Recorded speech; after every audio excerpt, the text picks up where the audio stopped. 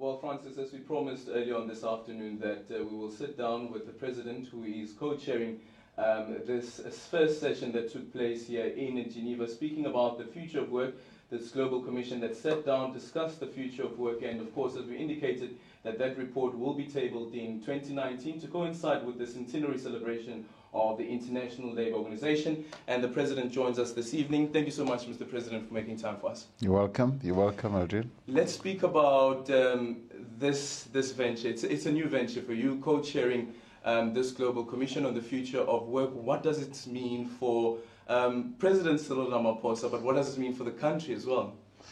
Well, this Global Commission on the Future of Work is a really outstanding initiative by the International Labour Organization. And by its very nature, the ILO is a tripartite type of structure in the UN system that combines labor, government, and business. And they are all combined in this commission, trying to look at what the future of work is.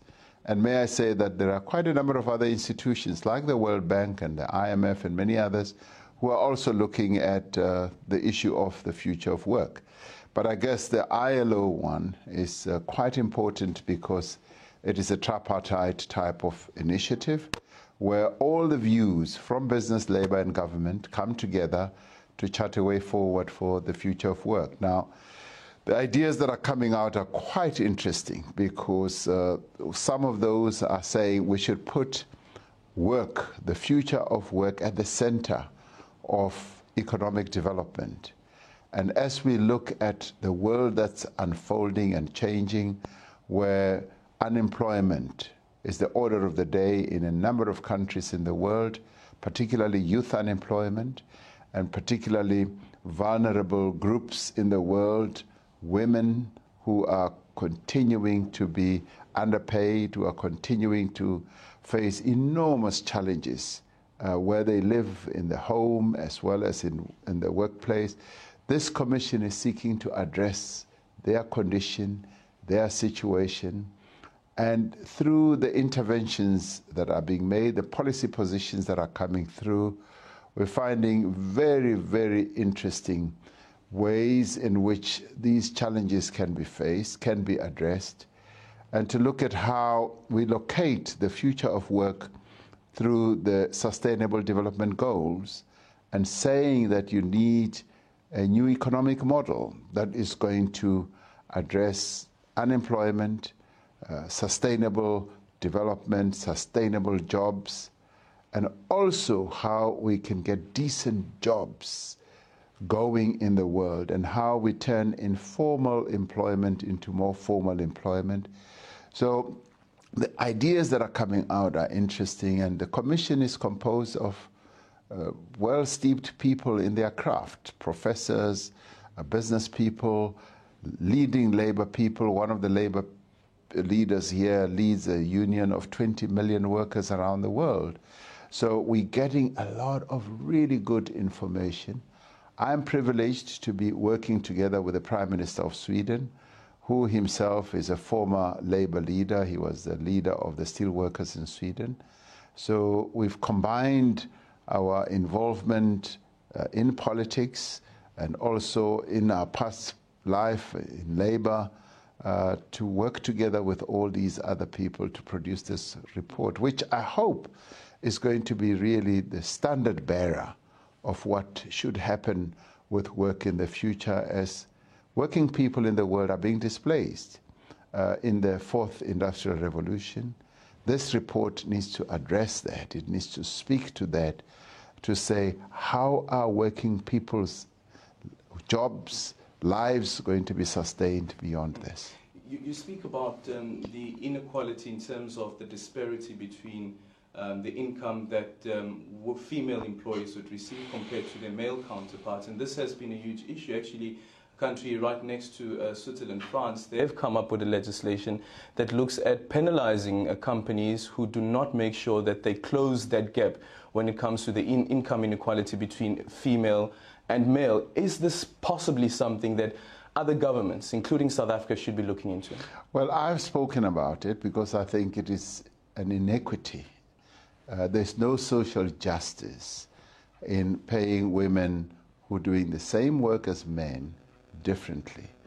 In fact, it is an affront to women, and I believe it's a violation of their basic human rights. So therefore, I would like to see an equalization of pay levels for the same type of work that is done by men and women. And it is something that I've said to our Minister of Labour we should look at, because our equity legislation should also address this. And indeed, I think a number of other countries are also going to be looking at this. It is not sustainable to go on treating women, who are the majority citizens in the whole world, as though they are minors, as though they are less equal than men. We need to equalize the pay levels. We need to equalize the treatment. Women need to be having equal access to job opportunities. And in some cases, they are prevented by norms, social norms. They are prevented in some countries by laws that women may not do certain jobs. And that must come to an end.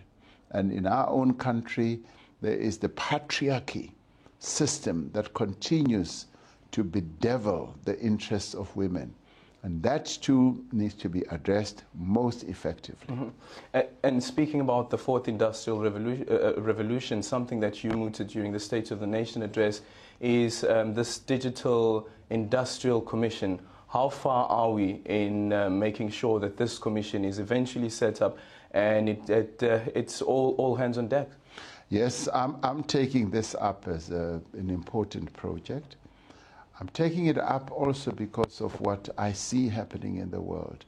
The World Economic Forum, this issue was very prominent. Here at the ILO, it is also prominent, and it requires that I should just go beyond setting up the commission, but I should have a keen interest in what is happening with the impact of the fourth industrial revolution. So we're almost finishing the terms of reference of the commission, and we're therefore going to be announcing that soon.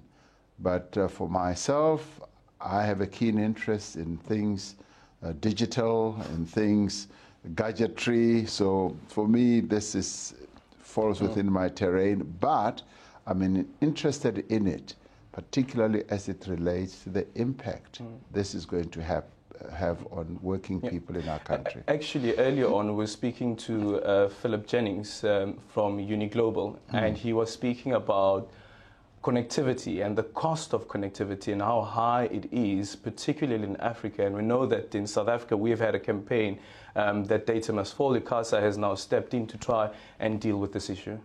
Yes, indeed.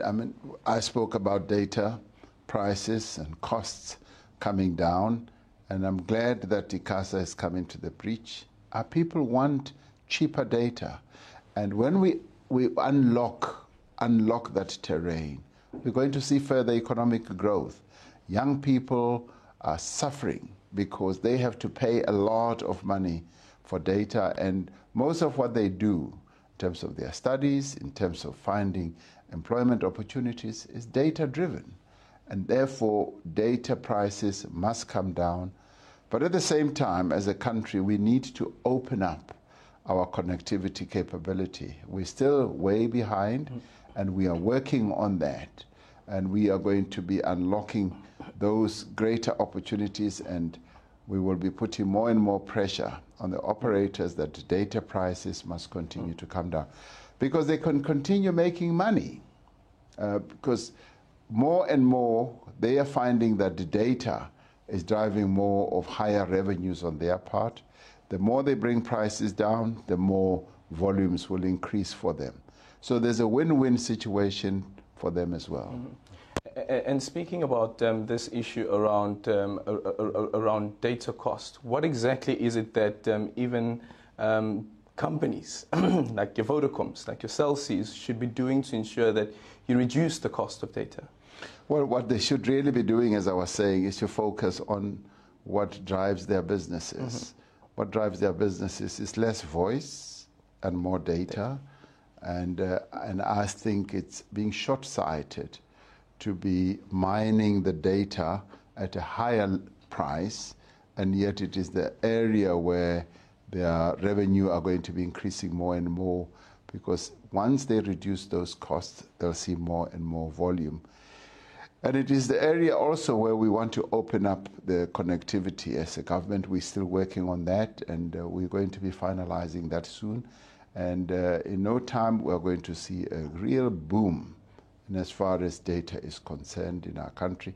And I see that as a great economic driver as well.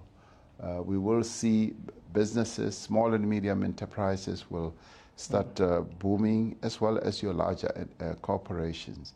So we have a great opportunity in this area, and we are going to be ensuring that it happens.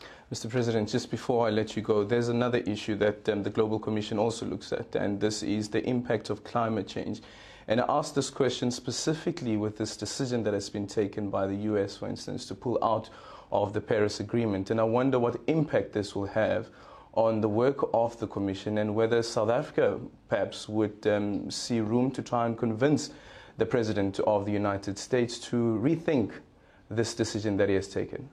Well, we would obviously like everyone to remain committed to the deal that was reached in Paris. It's a global one, it's all-inclusive, and it can work much more effectively if all countries, particularly the great polluters in the world, and the United States is one of those. So we as South Africa will be urging a whole lot of other countries, including the United States, to remain committed to the deal, because we're really talking about the future of the world. The more we remain committed, the better we are able to bequeath a much cleaner world to those who will come after us. As for us as South Africa, we are going to remain committed to it, because we worked very hard to get to the deal that was reached in Paris, and it imposes enormous obligations on us, but at the same time the benefits are quite enormous, and they are really far-reaching in as far as ensuring that we leave a better South Africa and a better world to those who are going to come after us. Do you think that the United States is strong-arming certain countries by any chance, considering the Iran deal as well, and pulling out of that? Well, I don't think on this one they are strong-arming them. And if they were to try us, we would resist, no doubt. And they are already seeing how a number of countries want to remain committed to the Iran deal as well. And we will be urging them to remain committed to global deals that have been reached, because they create a really good balance in terms of dealing with world challenges like climate change and also nuclear. So we think nuclear weapons, that is, and we think it serves the interests of all the people in the world if all countries remain committed to really good agreements that can take the world forward. Mr. President, thank you so much for your time. Well, that's it from the President of the country, and as we've indicated, that Global Commission's report will be tabled next year. There's another meeting coming up. That meeting will take place in November, and after that meeting, they'll be finalizing that report that will be tabled and discussed among all the member states of the ILO, 187 of them, and South Africa, as you know, is part of those 187 members. It's back to you guys in studio.